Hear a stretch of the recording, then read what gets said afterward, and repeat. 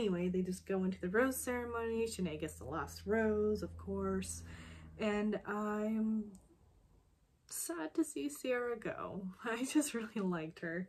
But I will say I loved her exit. I love that she was like, let me just leave on this like sort of friendly note and just say, I wrote it down, hold on. She says, choose someone for the man you want to become, not the man you are now. And she says it in this, it's very easygoing energy. She doesn't mean anything bad by it. She's like, let me genuinely tell you, you want to choose someone for who you want to actually end up with in that sort of way. So keep that in mind. And she's just like, don't be stupid. And then she walks out. I loved Sierra. And she didn't let it affect her in any sort of way, which was just great. I mean, she's just, I can't wait to see her in paradise. I cannot wait to see you in paradise. That's all I'm gonna say.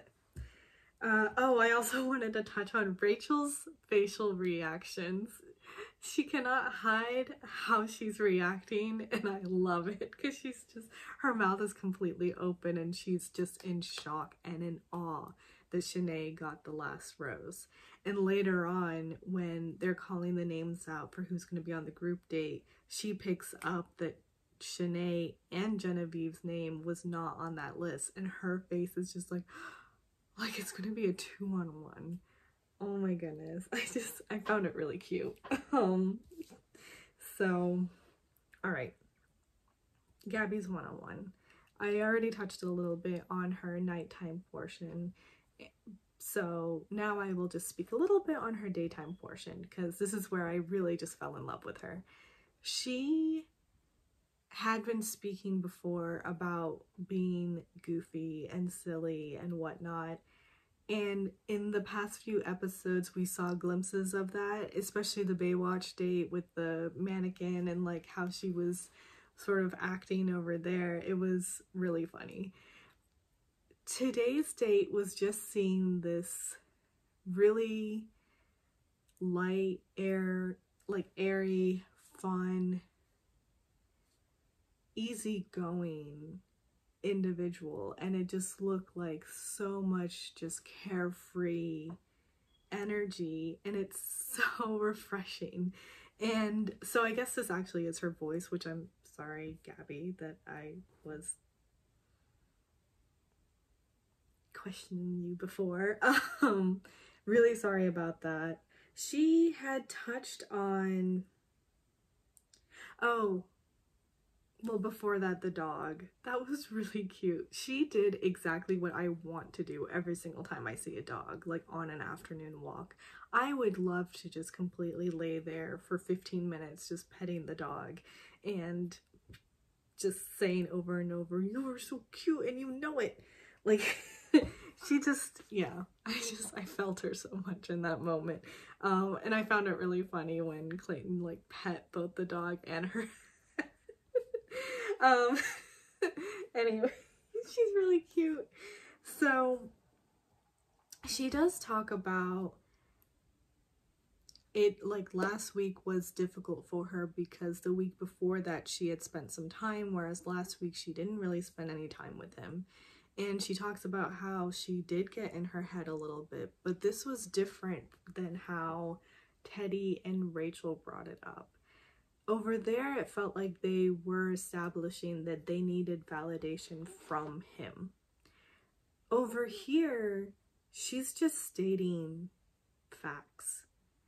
And I love that approach.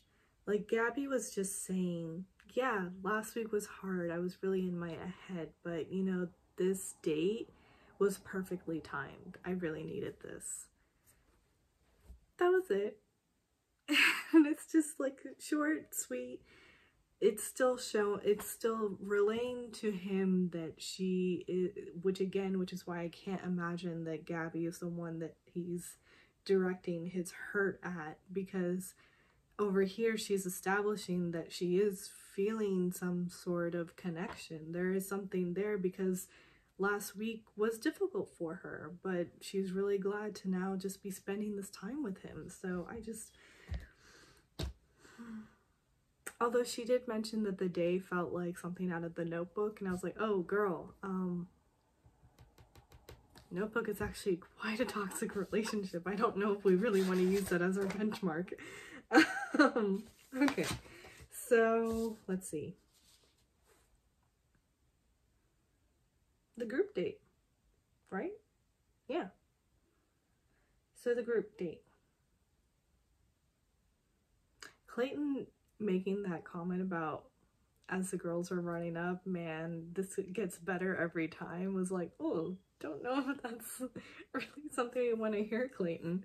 But anyway, it's Russell Peters, which, you know, us Indians have that going for no, we have a few things going for us, but Russell Peters was really big. I got more introduced to him, I feel, in early college, but I think he was like really gaining popularity in my late high school time. And so that was this sort of in a time where it wasn't that noticeable that people of color were getting those sorts of recognitions and stuff. There was this Canadian Indian guy that had just taken comedy by storm, so it's like, yeah, Russell Peters. Although roasting is something I don't know if I could ever do or be a part of. I mean, I would hope that I can laugh things off, but there were certain things that some of the girls were saying that really felt a little below the belt. And I'm sort of with Hunter, it's like, I hope I don't get my feelings hurt. So they're all going to be roasting, and a lot of them seem to start off with roasting Clayton a lot, bringing up the like Susie with the whole, I think you can keep my seat warm, I know that you're good at warming the bench, or something like that.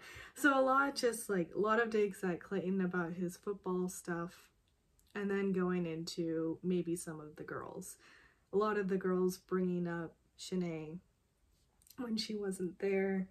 And then that whole sort of spat with Sarah and Mara, which is completely new. Didn't see anything about that before.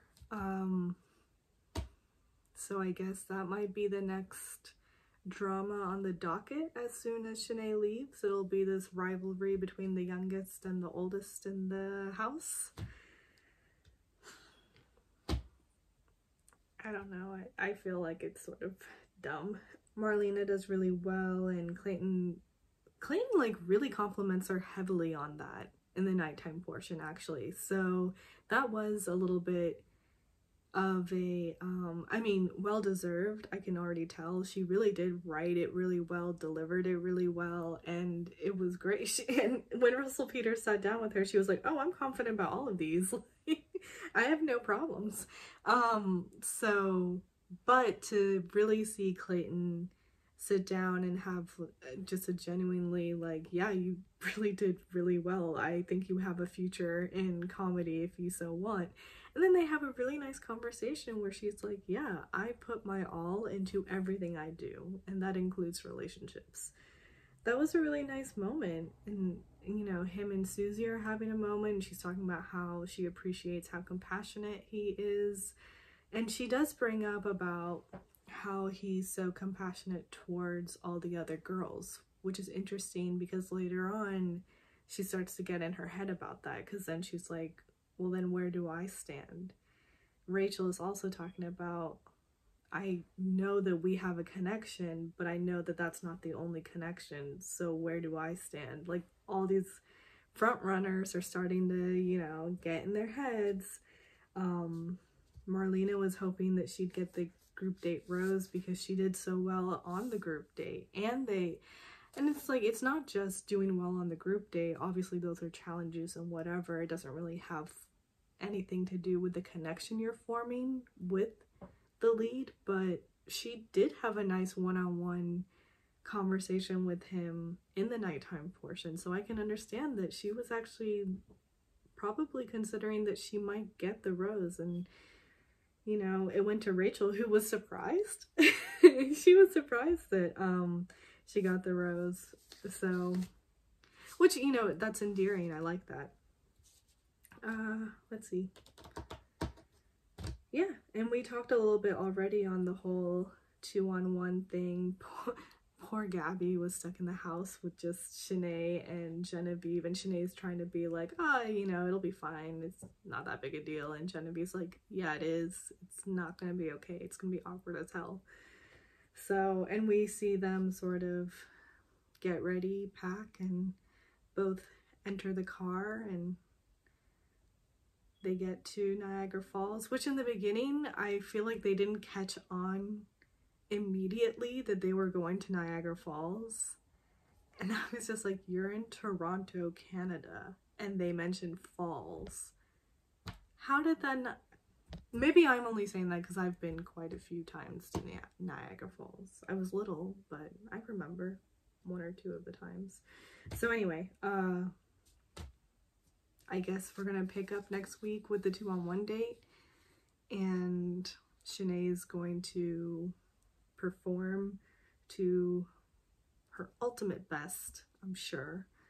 But it sounds like she's going to be telling lies about Genevieve, and then Clayton's gonna believe them, and Genevieve's gonna be completely blindsided because it's not the case, and no matter what she says, he's not gonna believe her.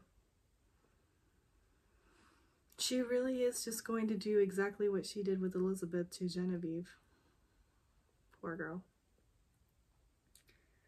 Oy. And yeah, the girls back home are just sort of talking about how if Shanae survives the 2-on-1 date, they would have to really consider their own connections with Clayton, because obviously he's not catching on to what's going on. But honestly, I can't blame him for not catching on, because I mean, Shanae really is, as Marlena said, just playing the game.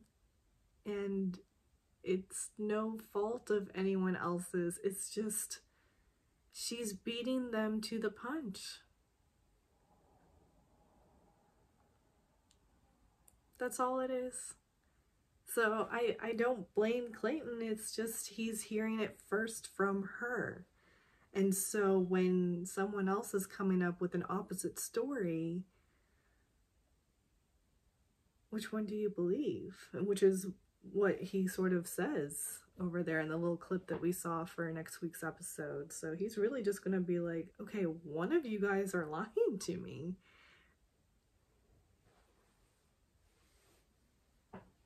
I don't know. We'll have to see next week. So that's the episode. I did jump around, apologies, but that's just sort of what happened. And I'm scared to see who's gonna break Clayton's heart. But he's gonna break a few hearts himself when he's like, I fell in love with 3 of you guys.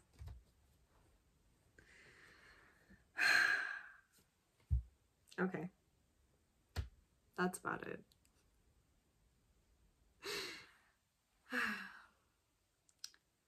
Toodles.